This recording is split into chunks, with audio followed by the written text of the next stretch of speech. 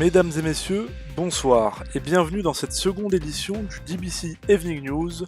Allons tout de suite au cœur de l'info en commençant par un braquage au LS Motors survenu lundi soir. En effet, durant le début de la semaine, 6 personnes armées et masquées sont entrées dans le concessionnaire et ont pris les personnes présentes sur les lieux en otage. Ils avaient sans doute l'intention de dérober des véhicules du LS Motors. Tous les otages seront relâchés en bonne santé. Du côté des malfaiteurs, ils partiront avec 2 véhicules de type super sportif qui étaient exposés au LS Motors. À l'heure actuelle, les preneurs d'otages n'ont pas été retrouvés. Une enquête a été ouverte du côté du LSPD.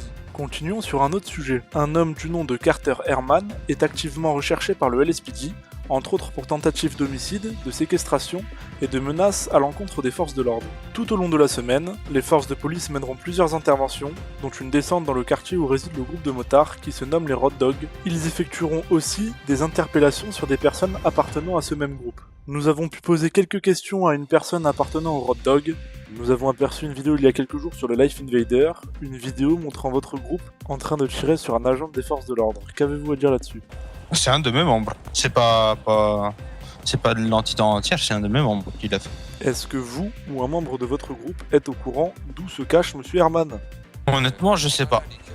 Honnêtement, je sais pas et personne ne le saura. Actuellement, Monsieur Herman est toujours recherché. Si vous avez des informations, prévenez les forces de l'ordre. Passons à autre chose. Monsieur Fitzgerald aurait coupé les subventions de l'OMC pour des raisons qui ne passent pas pour les employés de l'hôpital. Nous avons pu recueillir l'avis de Noé Meyer qui y travaille. On fait pas ça pour l'argent après, hein, mais il nous faudrait quand même de quoi vivre. On est des humains et il nous faut avant tout des besoins vitaux. Donc le problème c'est que si on nous coupe les subventions, on peut faire quoi ? Pas grand chose en soi. Effectivement, le fait qu'on nous coupe les subventions, c'est aussi un acte assez fort tout de même. Enfin, je suis désolée, hein, mais tout ça pour des PPA. Maintenant, le souci, c'est que on est surbooké. Est-ce qu'on peut faire quelque chose contre ça ? Malheureusement, non. C'est tout de même inquiétant. Vendredi soir, un braquage a eu lieu dans le siège social du réseau social, le Life Invader. Un groupe armé comprenant une dizaine de personnes a pris 4 personnes en otage, dont le directeur général du Life Invader ainsi que sa secrétaire. Arrivés sur les lieux, nos équipes ont pu filmer ce qu'il s'est passé. Le groupuscule recherchait des documents directement dans les locaux de l'entreprise. Suite aux négociations avec le LSPD, ils prendront la fuite. Nos équipes réussiront à suivre la course-poursuite, seulement 2 personnes furent interpellées, le reste du groupe réussira à prendre la fuite. Pour finir sur les news, samedi soir, une intervention policière a eu lieu dans l'enceinte d'un camp dans une forêt au nord de San Andreas. Malheureusement, les forces de l'ordre nous demanderont de partir sans nous donner plus d'informations. Niveau événementiel cette semaine, nous avons eu beaucoup de soirées très sympathiques. Pour commencer, il y a eu une soirée reggae organisée par le Comrade Bar. Suite à ça, nous avons eu l'inauguration du Unicorn. En cette fin de semaine, nous avons eu le Bean Machine qui nous a organisé une soirée du côté de la plage très sympa. L'événement de la semaine, quant à lui, était du côté du Bahama Mamas qui a organisé un concert en partenariat avec le 50 Records.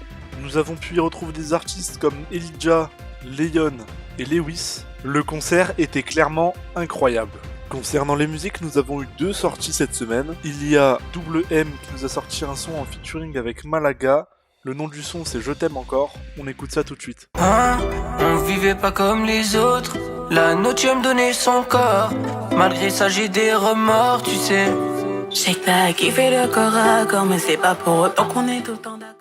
Leurs 2 voix sont magnifiques, elles vont super bien ensemble. Et pour finir sur la musique, il y a Leon qui nous a sorti Fin du jeu. C'est 43 pour faire parler les snitchs, on débouche chez toi cagoulé dans la nuit. Fusil auto pour terminer ta vie, c'est la loi de l'omerta et pas besoin de ton avis.